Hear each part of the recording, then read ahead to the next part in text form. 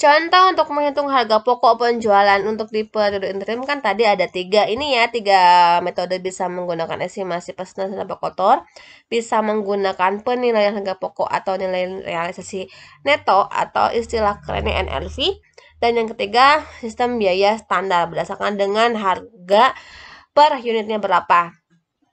Contoh yang pertama estimasi persentase laba kotor. Contohnya kita sebagai perusahaan kontraktor yang akan membangun sebuah gedung. Jumlah kontrak yang disepakati sekian miliar, dan si perusahaan kontraktor sudah menghitung bahwa dari nilai kontrak tersebut, perusahaan tersebut bisa mendapatkan keuntungan, bisa mendapatkan laba senilai 20% dari nilai kontrak. Sehingga jika di sini kita mengakui adanya pendapatan senilai 10.000, maka kita bisa langsung menghitung jika kita memperoleh pendapatan dari pembangunan ini 10.000, maka labanya 2.000.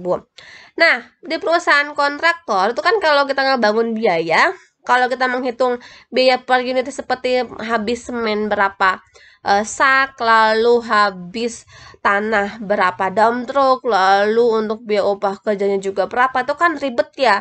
Akhirnya untuk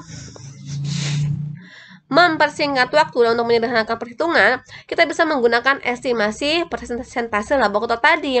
Kalau di sini kalau di bulan tersebut kita menerima cash dari si perusahaan, gara-gara kita sudah melakukan pembangunan di bangunan tersebut, mereka membayarnya 10.000, berarti kita bisa langsung menghitung bahwa dari 10.000 itu ada kebagian labanya sebesar 20%, yaitu 2.000. Kalau di bulan Februari kita mendapatkan case-nya itu, atau sehingga case tersebut bisa kita akui sebagai revenue sebesar 18.000, maka kita langsung bisa menghitung si laba kotornya sebesar 3.600. Nah, HPP-nya itu gimana dihitung per unit? Itu kan ribet ya kalau kita menghitung demikian seperti yang tadi. Maka tinggal dikalikan saja yang kalau laba kotornya 20%, otomatis harga pokoknya itu tinggal 80%. Sehingga untuk menghitung HPP tinggal dikalikan dengan si jumlah penjualan tadi. Kalau penjualan 10.000, maka HPP-nya tinggal dikalikan 80%, 8.000. Dan di bulan Februari HPP-nya sebesar 14.400. Kalau kita menghitung estimasi persentase dengan menggunakan metode estimasi persentase laba kotor. Metode ini digunakan khusus untuk perusahaan yang sangat sulit menghitung harga pokok penjualannya per unit. Lalu yang kedua, penilaian berdasarkan nilai realisasi neto. Contoh, maghrib guys. Lalu untuk yang sistem biaya standar, ini paling mudah ya. Untuk menghitung harga pokok penjualan tinggal menghitung berapa unit yang terjual dikalikan dengan harga per unitnya masing-masing. Diperolehlah langsung harga pokok penjualannya. Namun untuk yang net NRV, kita bisa melihat contoh berikut. Di sini ada keterangan bahwa pada awal tahun fiskal PT Induk mempunyai 10.000 unit persediaan. Harga FIFO-nya sebesar 10.000 per unit. Tidak ada pembelian tambahan. Berarti di sini diasumsikan jumlah harga si barang tersebut itu sama, karena kan pembeliannya hanya terjadi satu kali, sehingga untuk harga pokok per unitnya 10.000.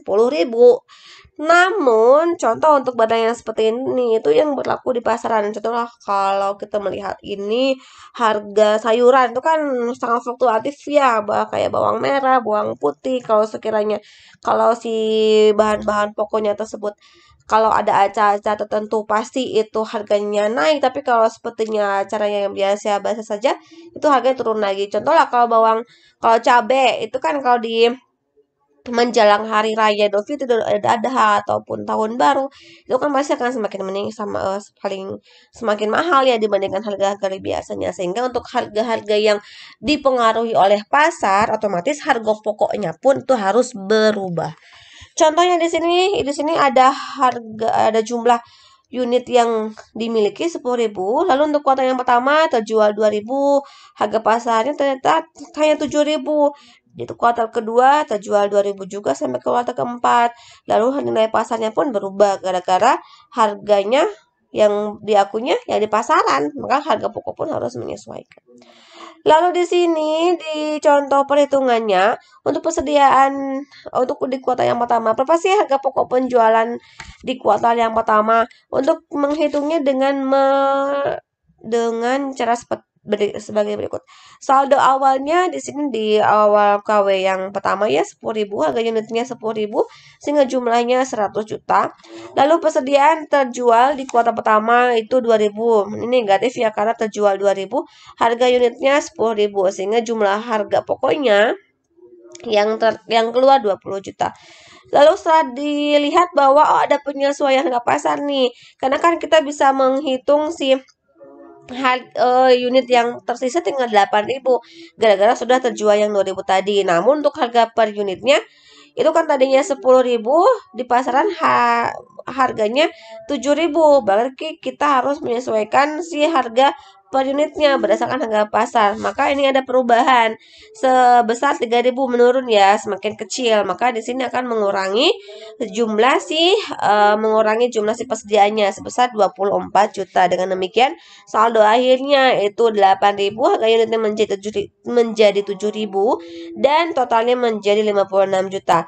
Begitupun juga untuk KW yang kedua, yaitu untuk yang KW kedua terjual 2.000, harganya berarti kan kita menggunakan harga yang terakhir dong, yang 7.000 sehingga jumlahnya 14 juta. Lalu untuk penyesuaian harga ke pasarnya di KW yang kedua itu harga pasarnya 6.000, maka di saldo akhirnya itu kita harus mengacu ke harga pasar.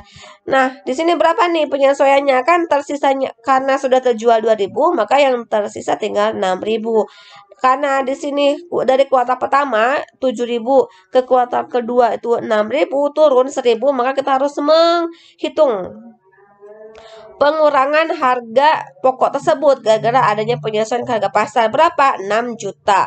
Lalu karena ada penyesuaian tadi sehingga jumlah persediaan akhir yang tersisa di KW2 yaitu senilai 36 juta. Dari mana? Dari 6.000 unit yang ini dikalikan dengan harga pokok yang terbaru yaitu 6.000. Setelah itu di KW yang ketiga juga sama, terjual 2.000, maka di harga unitnya pun kita menggunakan harga KW yang terakhir ya, yang 6.000, sehingga totalnya 12 juta. Untuk penyesuaiannya sudah terjual 2.000, tinggal 4.000 unit, lalu harga unitnya juga berubah dari 6.000 ke 7.000, tapi yang KW ketiga ini mengalami peningkatan sehingga di sini harus menambah jumlah persediaannya. Maka di sini positif ya. Kalau yang dua tadi kan negatif yang mengalami penurunan sehingga mengurangi jumlah persediaan. Tetapi kalau sepertinya di sini harganya mengalami peningkatan, otomatis akan menambah nilai persediaannya. Berapa jumlah penambahannya? 4 juta. Di saldo akhir KW ketiga itu ada jumlah unit yang tersisa tinggal 4.000, harga KW-nya 7.000 menjadi 7.000, tinggal harga jumlahnya menjadi 28 juta. Di KW yang keempat itu sisanya tinggal 2.000. Penyesuaiannya naik ya dari 7.000 ke 10.000 menjadi 3.000. Maka ini menambah nilai persediaan 6 juta menjadi 20 juta deh di saldo akhirnya. Dari mana? Dari yang ini ya, 2.000 dikali 10.000. Setelah selanjutnya dari harga yang tadi kita bisa menghitung nih berapa sih dan merangkumnya berapa sih jumlah harga yang harus kita akui di biaya yang dialokasikannya. Di sini kan tadi ya, di sini tinggal dikali-kalikan di kuartal yang pertama 2.000 dikali 10.000, 2.000 dikali 7.000 dan seterusnya mendapatkan hasil demikian yang ini. Lalu di persediaan akhirnya juga tinggal mengambil dari tabel yang tadi di saldo akhirnya masing-masing. Yang ini KW yang pertama ya 8 kali 7, 56, KW kedua 6 kali 6, 36, dan seterusnya. Sehingga diperoleh demikian ini kan ya. Ini dengan penyesuaiannya beda. Penyesuaian yang ketang salah. Penyesuaiannya yang tadi ya, yang 3.000 ini. 24, 6, dan 4. Dan dengan 6. Nah, lalu sehingga di sini total HPP-nya, berarti kan di sini ada perubahan yang tadinya kalau untuk yang KW pertama dan kedua itu kan mengurangi harga pokok, mengurangi persediaan, otomatis akan menambah harga pokok penjualan. Dengan demikian di sini akan menambah 20 juta tambah 24 karena yang 24 ini merupakan biaya, sedangkan harga pokok penjualan itu sama dengan biaya sehingga jika di yang 20 juta itu yang terjual ditambah dengan di sini kerugian ini sama juga dengan expense ya. Dengan demikian jumlah harga pokoknya menjadi 44 juta untuk KW yang pertama. KW kedua pun sama. Karena di sini terjadi penurunan yang mengakibatkan di sini harga pokok jumlah persediaannya itu berkurang kayak gini ya. Berkurang. Berarti kan nilai persediaan berkurang bagi perusahaan itu kan kerugian dong. Sedangkan kerugian sama dengan beban, otomatis kerugian untuk menambah HPP sehingga di KW kedua pun HPP-nya bertambah menjadi 20 juta. Dari mana? Dari si jumlah yang terjual ditambah dengan jumlah kerugian dari penyesuaian harga pasar tadi menjadi 20 juta. Sedangkan di KW ketiga dan KW keempat itu penyesuaian harga pasarnya itu semakin meningkat sehingga akan menambah nilai persediaan. Kalau menambah kamu jadi income dong sebagai perusahaan. Kalau menambah income otomatis bagi biaya kan berkurang. Maka harga pokoknya untuk KW ketiga dan KW keempat itu harus dikurangi dengan peningkatan harga pasar. Sehingga yang tadinya 12 juta menjadi 8 juta. Begitupun yang KW keempat yang tadinya 14 juta dikurangi 6 menjadi 8 juta. Seperti itu